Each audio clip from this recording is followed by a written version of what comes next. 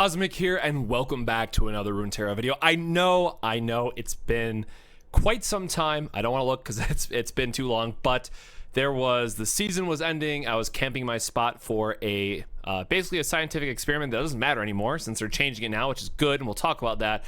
And then also some drama happened. I'm not going to spend a ton of time on it, but I do want to cover it for the sake of transparency. So that's going to be at the end of the video. That'll be like very last thing that we talk about, but we got huge patch notes. We got information on Gauntlet, which is going to be happening on Friday, the first one.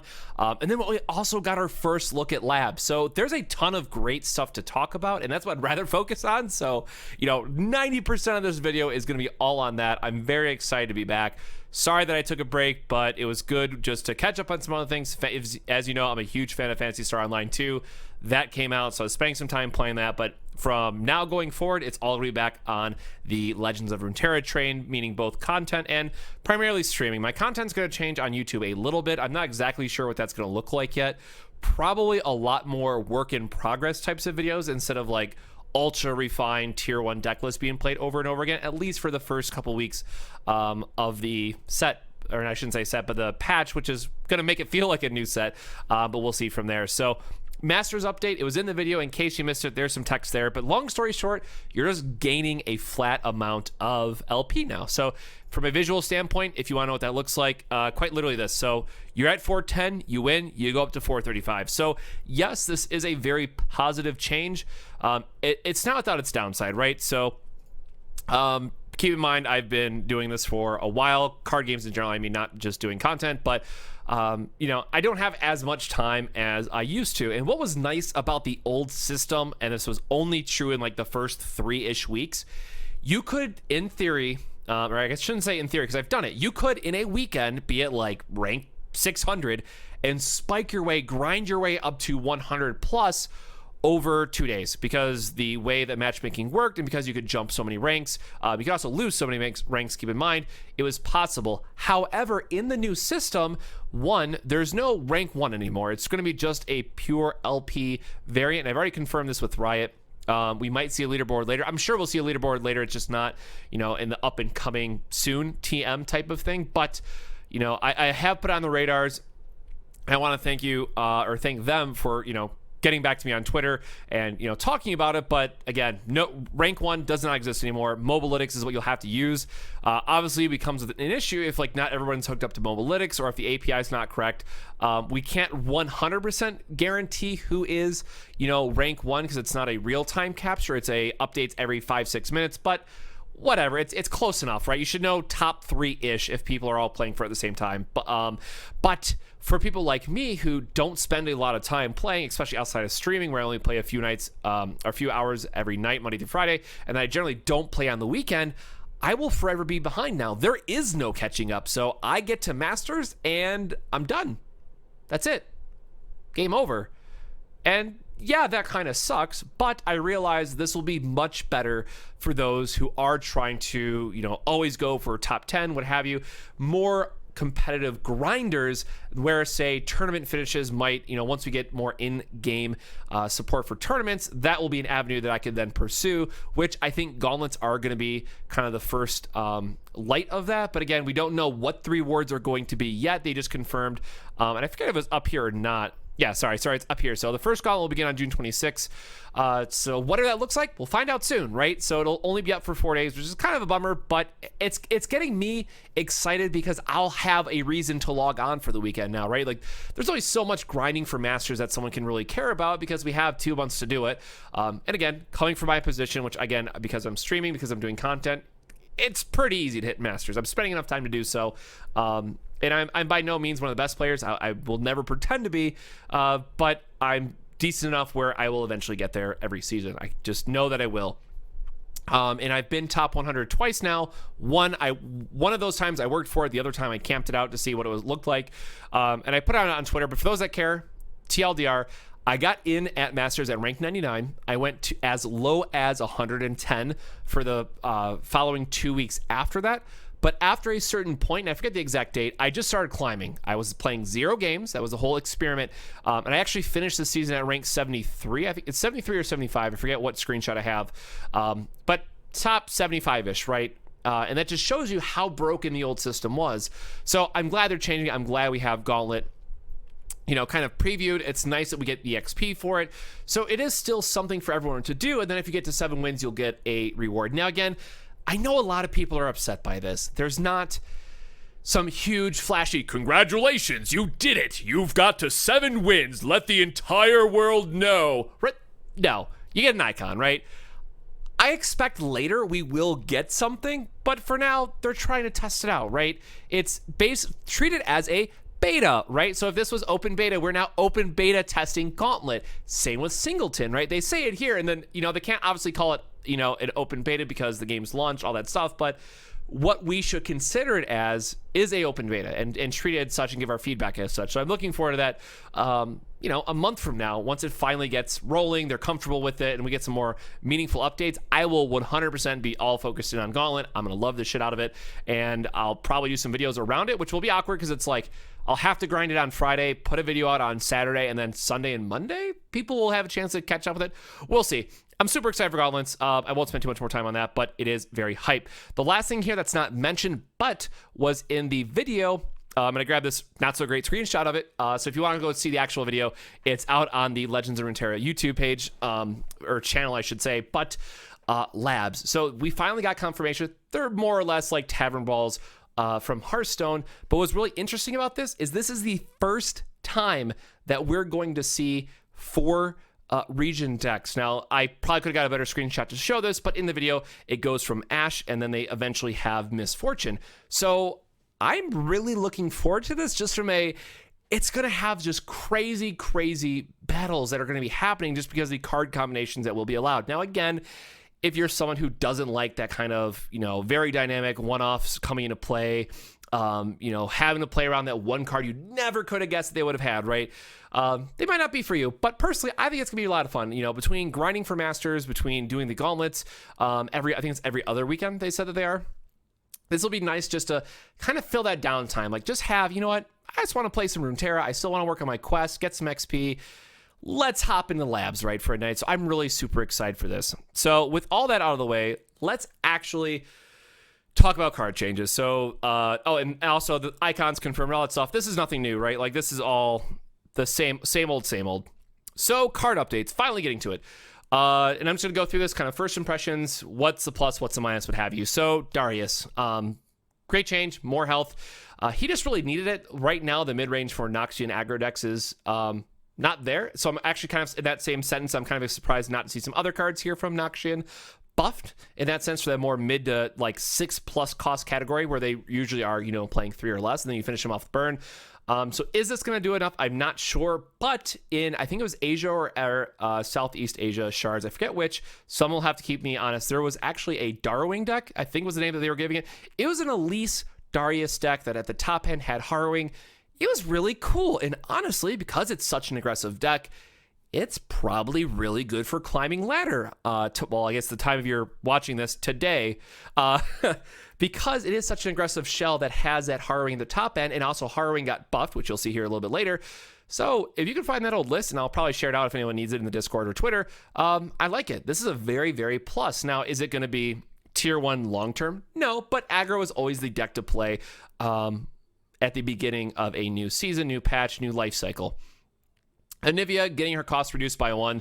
This one requires a little bit more of a story for me. So the 2 cards I'm most excited for about in this entire patch notes for me is Anivia and Brom for 2 different reasons. So Anivia, back in the day of the preview patches, we had this zombie Anivia type of deck, which was to date, it is still my least favorite deck to see, if that makes sense. Like, I never wanted to play against it, but it was the most enjoyable deck to play.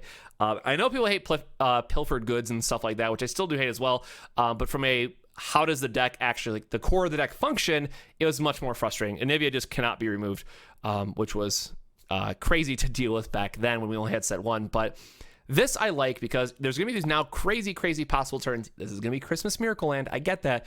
Where you can do Anivia into Chronicler to kill it and revive it, and then do Miscall, and then just flood the board out with these, and then still have an Anivia that's then going to later revive, right? And then if we think about the Harrowing change, that really quickly gets you ramped up. Now, the deck never really did play Harrowing, and it's very hard because you're just to get the value out of that, because at some point you just have all these Anivias on board. They're forever blocking. You can't make any more space, and you're like, okay, how do I get that 5th and 6th Anivia on board? Because you're using things like Rekindler and whatnot. It's super fun. But again, when this all works, right, even if you have 4 of them, that's 8 damage to everything. So I really like this. I think that Anivia coming down to 6 can do some good here. It's still going to be rough, right? If you play 4 health is not really a lot coming down on 6 still, so that's the biggest barrier.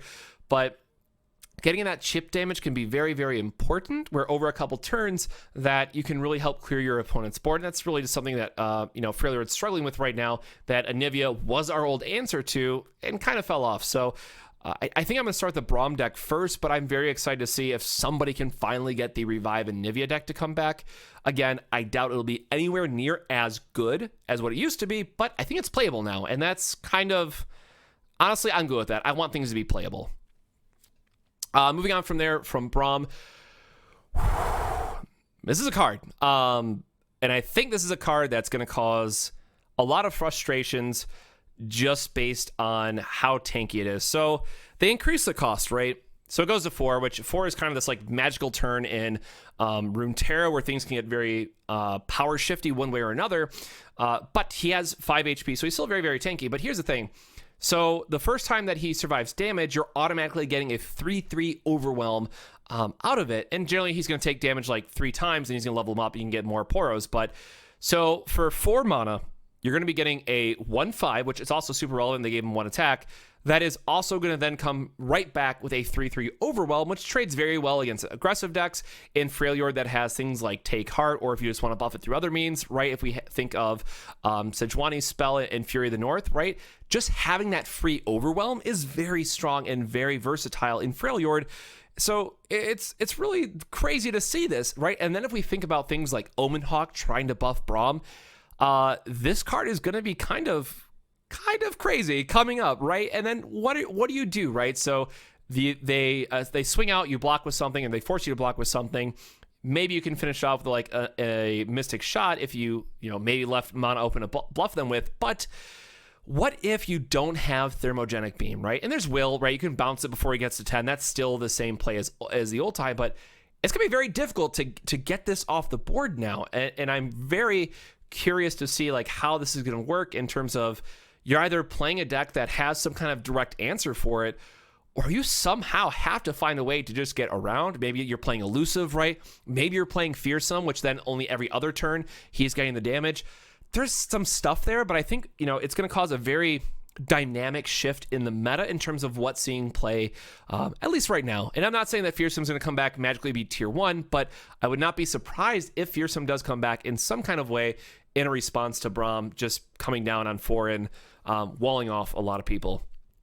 Super Mega Death Rocket, it's Jinx. Costs 1 less, that's fine. It's good for her. I can't really say anything positive or negative one way or another. Guinevere, this is one that kind of is awkward still, right? So I love that for Scouts, it's still in that space where it has Challengers, so it can clear the way for Quinn, which is super helpful. Or if you just have some other Demacia-related unit that you want to save, it's good for that. Going to 5 health and 5 power is very strong. We know that 4 versus 5 HP is one of those key breaking points in like doing a ping plus a block for a trade, right? It's a very significant threshold, and the fact that she just has Challenger is great for that. And now with going to 5 power, as I mentioned, that's such a break-off.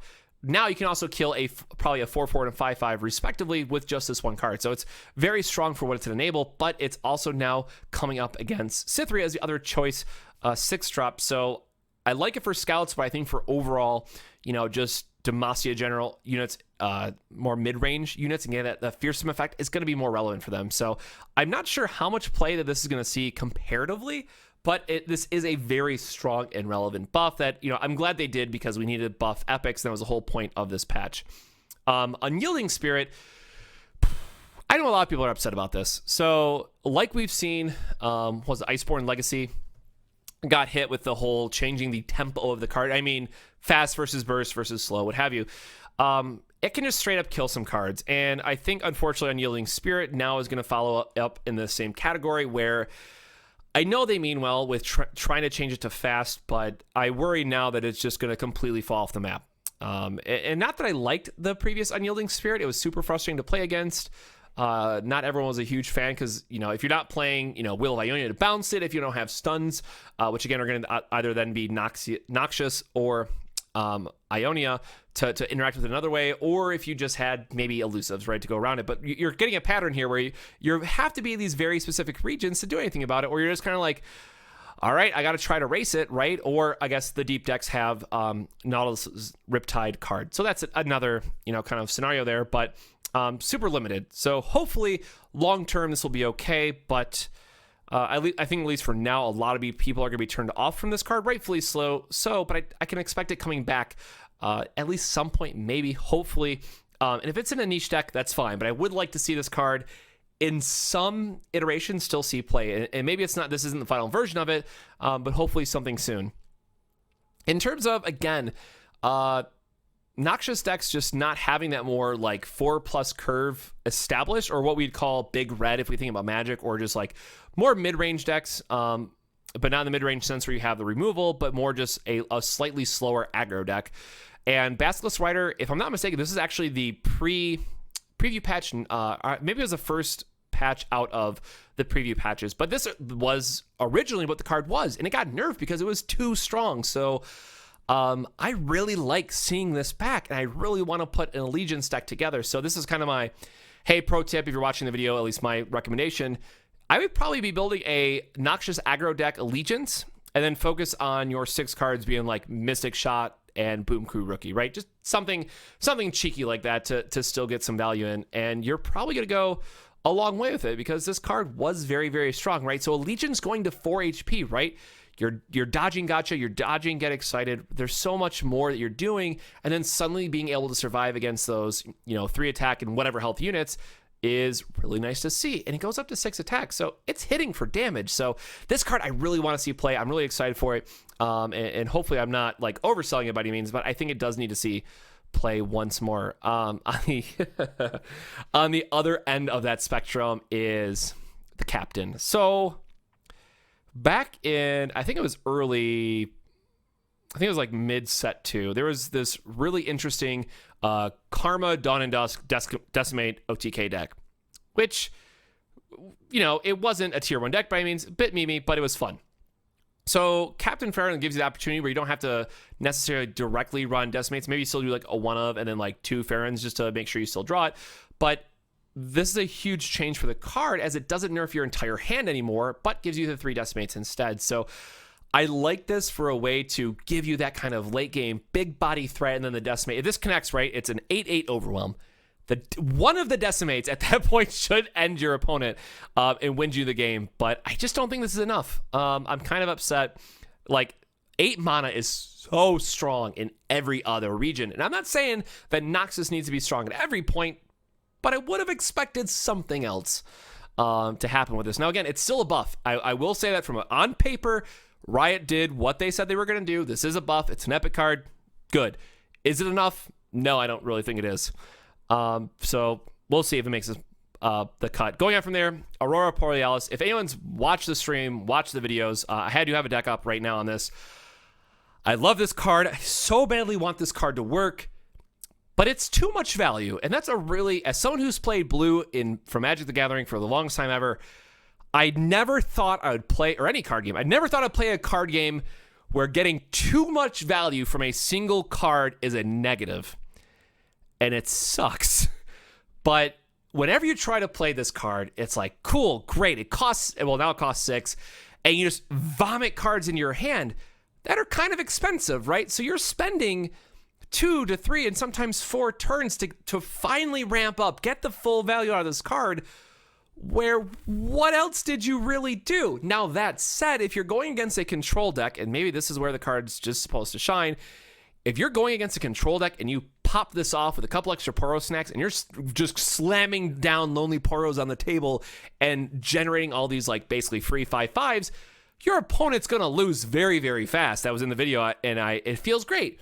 But against, literally every other deck that doesn't brick or doesn't have such a slow finisher, you can't play this card. And I don't think going to 6 changes anything. And it sucks because I love the art, I love Poros, and I think there's a lot of cool stuff that could happen in this realm. But going to 6 is not enough, and it just bums me out.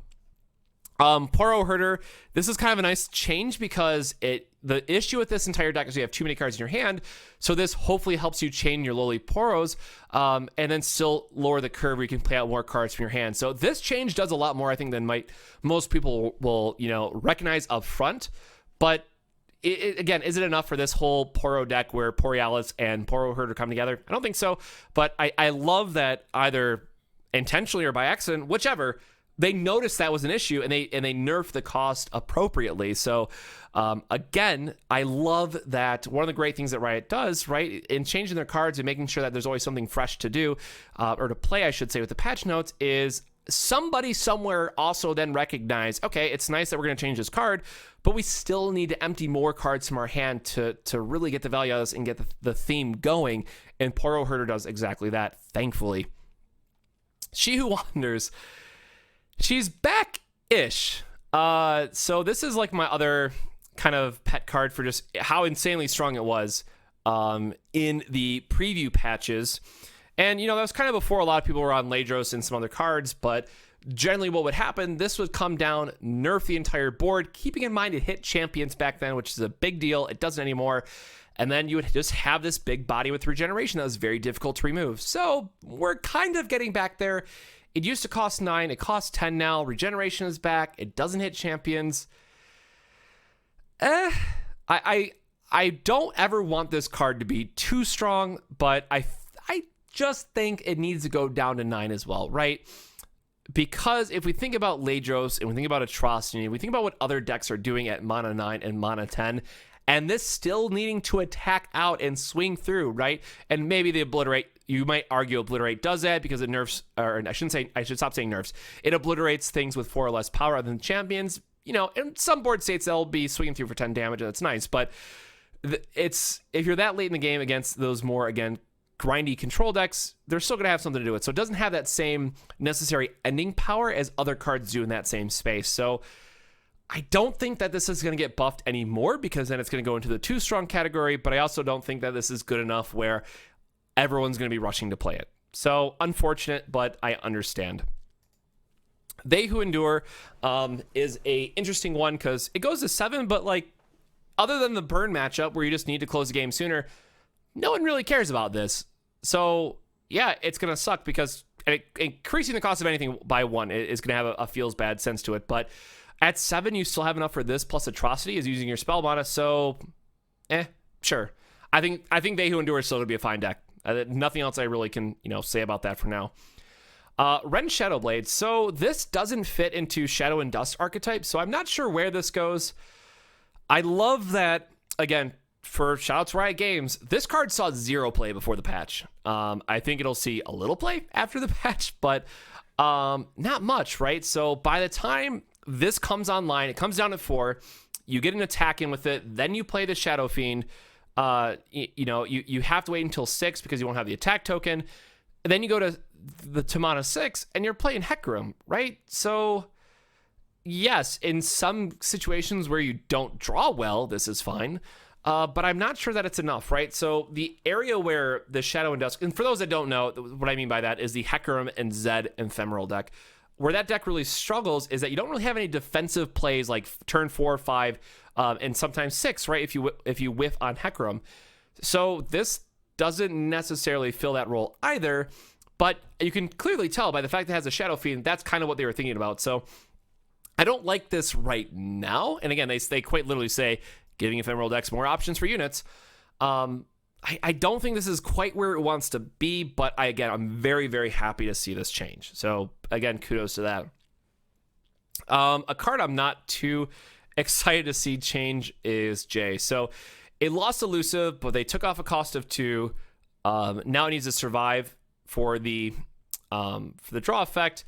This is a card where at some point, if there's some value to giving this a lot of pumps and drawing through your deck, where, like, let's say Lab Maniac is a Magic card where if you draw your entire deck, you automatically win. That's kind of the issue, the point where I see this being relevant. But in terms of other enablers, yeah, it's cute to draw through your deck, but unless you're doing things with like this plus Cloud Drinker to make it free, what are you really doing? Especially after a loss elusive, right? It doesn't have Overwhelm, right? So they can just chump block. It's whatever. It'll be interesting to see at kind of what point does this really get to see play. So it's a very strong effect. I like what it's trying to do, but I don't think it's there ultimately. Escaped Abomination, just fine. Nerfed by 1 health, trades into 3x, the 3 attack power creatures, I should say. Fabulous change, helps bring it more in line. Not much really else to say about that. Harrowing, cost down by 1.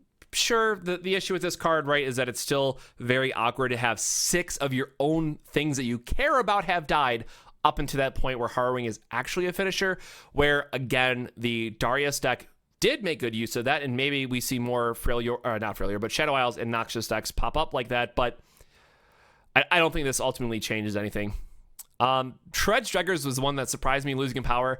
This is kind of a space where deep decks didn't care about, at least, for the majority of the season that I played it. So this one doesn't make sense to me, but I can't see all the data. So I'm just going to assume that Riot has something data-driven that made it explain this, because I don't think anyone really saw this one coming at all. Mind Meld, if this first 2 months has taught us anything, right, it's still a bit of a meme. You can't really say anything other than that. I don't think changing the cost really... I think this card has other problems than just cost, right?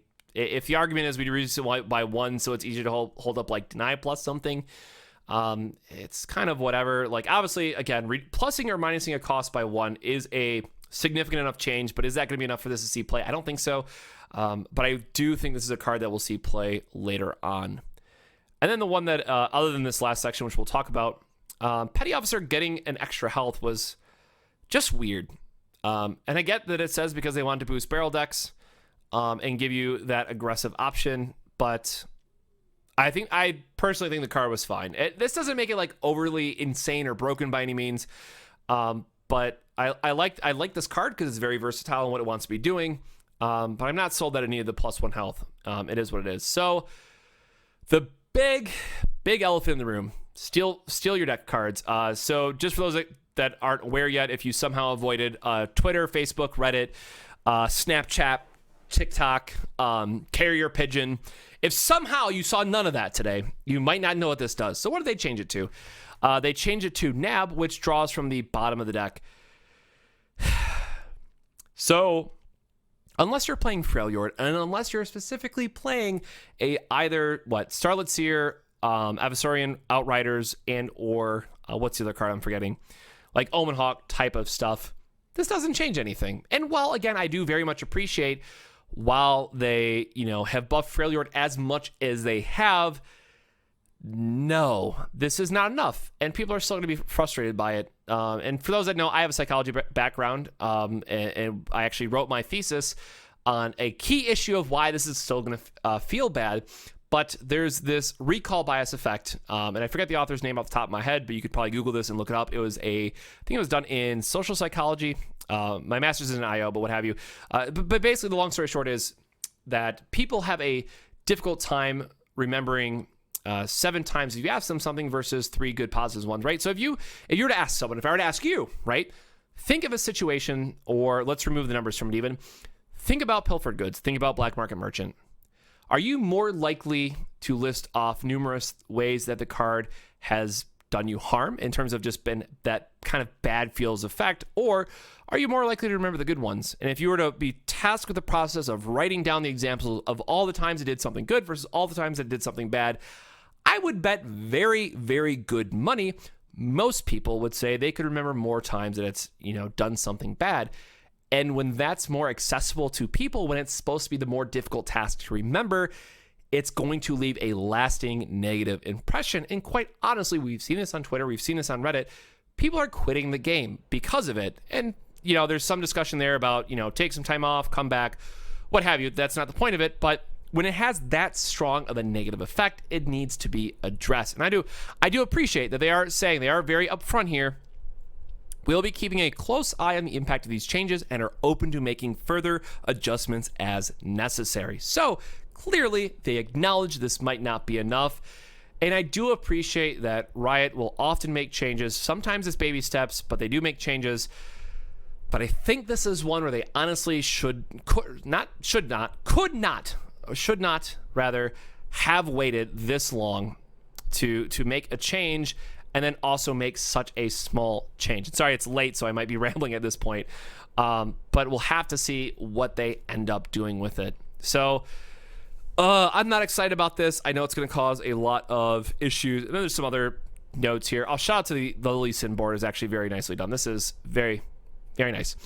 We'll see what happens, but ultimately I'm not excited. So the last part, the rant, and if you don't care about anything else, good news. I'll be back on Twitch, streaming Runeterra full time, all that good stuff. So good things are happening. More videos, yay! But drama stuff, because I like the transparency and I believe that it's important. Because for those that know me, you know that I do also have a history of mental health, concerns, right, as it were, and it's something I'm very open about and something that I talk open about a lot. If you stop by the stream or you pop in the Discord, because I've struggled a lot with it. And I've gone to therapy, and I didn't find out until I was 25 that I have Asperger's, and that's a very frustrating thing to not learn about yourself until mid 20s, and it sucks. I don't ever want anyone to go through that or feel that way and not have a space where they can reach out to people and either be helpful or supportive of, so that they can then figure out what they need or where they need to go.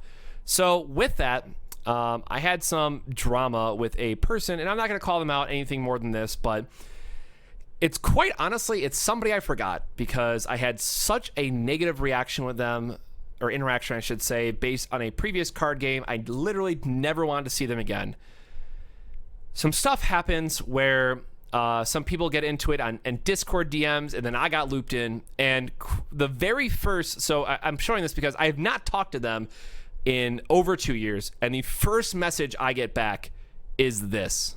And if I'm ever doing something wrong, call me out on it, but do it in a professional way, or do it in a way where we can have a conversation. And at the end of it, I was really upset because this is all in the Discord if you want to see it. I handled it in a way where I was trying to be very professional and trying to level with them. And then after just sending off messages like this, the final thing they sent me is kind of like a stab in the side. It's like, oh, I see, you can't be an adult about this. It's okay. First off, my thing is I'm going to avoid drama at all chance. But honestly, like, you can check the date, and you can go check when my last video was. This really beat me up. Like, and I gave this person way too much mental space. And if they're an upcoming, I probably shouldn't say the region, but they're an upcoming tournament grinder. And, it just sucks that people are like this in the community, where they're just going to be hostile no matter what were your first impression. Like, regardless of what rumor or whatever thing that you hear, if you're going to approach someone, do it in a professional manner where you can then have the discussion, foster an okay, back and forth about what we can do going forward to make it better. So it really sucks. Like, I didn't stream for a few days following it up. I just stopped making YouTube videos. It really screwed me up. There's no other way to say that. And again, you can go through the entire Discord. All the receipts are there if you want to. I just kind of grabbed this, and I mean that both from my mental health perspective, and then also this conversation. But it sucks. And again, I'm sorry for not making videos and not doing content and not streaming as much as I wanted to. But for me, I have a career. I'm very happy in the space that I'm at. And this is kind of like my escape from other stuff. So when this kind of shit pops up, I don't like it. It shuts down. It makes me shut down that someone would be so hostile when this is not the type of environment that I'm trying to foster. So it sucks. I'm really not happy with it. I'm sorry that it happened. I'm going to try not to let them get to me again, because I'm sure it's going to come an issue, because they were a constant issue in the last card game I played. And it is what it is. So all I can say is I'm sorry that I haven't been able to do content, but hopefully things will be better here in the very near future. And I think that was all the other notes. Oh, the other thing I wanted to say is I like how they're doing, and this is kind of post-patch, whatever. I like that they're doing this kind of put-together package where you get sleeves, a board, an emblem. I would have liked to see a little bit more work with the emblem. And I know this is kind of being nitpicky, and I don't know what the actual value of the coins here is, but the card back, fantastic. The board, beautiful, right? I cannot wait to hear that music for the board. The emblem, cool copy and paste job. Like, come on. And I know, like, everybody's working from home. Like, I'm currently dealing with the work from home business. But, like, card back, bam, so perfect. Board design and emblem, and, like, the emblem for it, good stuff. The actual emblem, you're like, just slap it on there. Like, you gave it, like, this little flair. I think that's it. Like, just something else. And, like, still make it Lee Sin, obviously, but make it, like, really pop out. Because people see this for, what, 2 seconds and it's gone? It doesn't do enough. So I like that they're trying, and I really love this idea. And I really want to see an Aurelion Sol version next set. But at least for now, emblem needs to be better. That's it. So, you know, and this is, again, here's the thing. I'm always going to be honest, give my hottest takes and just be upfront with stuff, because I have my career set and I do content creation because I enjoy it. So I will always have that blunt honesty. And look, I'm not going to just ride the waves like some content creators and always talk about the positive stuff. Yes, I'd like to focus on that.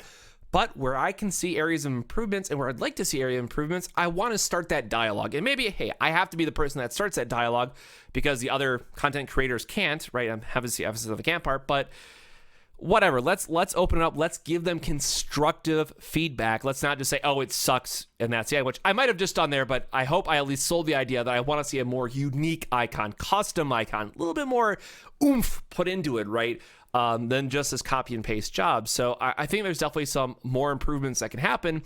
But if we think about the Garen and Jinx deck, or the board and sleeves, and then we see this one, clearly it's an upgrade. So they're going in the right direction. And I love to see this. So again, super excited. So, and that was definitely way more content in terms of a video than I want to maybe put out. It's 1:30 in the morning now because I want to record this for tomorrow. But I hope you guys enjoy this kind of preview patch breakdown. So, last thing I forgot, kind of, hot takes. What's the meta going to look like? Hibernating are still very good. Pilfered decks are still going to be around and still be super frustrating to play against. The deep decks got hit a little bit, but not that significant. So I'm not expecting the meta to change much at all. The only thing I would see like really shake up is that Freljord will come into the spotlight. If I could finally scroll up, there we go. Brom and maybe a Nivea, mostly Brom. We're going to see a Brom deck pop up. How long it sticks around, I'm not sure, but I definitely think that this card will bring up a new style of deck to be played. And maybe it's, there's a couple that get brought up again, right? Like back in my day, we saw Kinko Elusives that played Brom, and they actually did play Take Heart as well, partially because you wanted a way to challenge out other units if they had their own elusive stuff, so you could still swing through with your elusive units, or just sometimes getting that 3/3 overall was good enough, right? So I think that this will see some kind of variation of play, and I'm really looking forward to it, but otherwise, I think the meta will stay pretty set, as it were. So with that, long video. Friday, I will be back for my first patch 1.4 deck spotlight, whatever it's going to be. I don't know yet. If you want to stop by the stream on Thursday, let's build it together and see where it goes. But I'm really looking forward to creating content again. And I apologize for being gone for so long, but I love card games. I've been doing this for 6 years, and I want to keep doing it because, it helps me on my day-to-day, and it is my little, escape from everything. And I want it to have that kind of same place for everyone else where we can just enjoy, have a good time, talk about card games, and that's it. So with that, if you stuck it out here till the very end, I appreciate you. If you want to see more content like this, don't forget to subscribe. I hate saying that, but you got to do it. It's just, what the YouTube does. But I would much rather, if you have a deck idea or if you want to see a certain deck played, just stop by the stream. I'd much rather have people come through there just so we can test out stuff live, have some fun with it, and have a dialogue. Again, I've probably said that enough by now, but I love talking about the game where it's kind of a back and forth. And, Twitch chat's not the fastest, but it's better than me recording this video and, reading the comments after the fact. So with that, be good. Happy patch 1.4. Hopefully your brews will hold up through the week and into the next one. And we get to see some, hopefully, meta shakeups along the way. But with that, my name's Cosmic, and I'll see you guys next time. Drink your water. Be safe. See ya.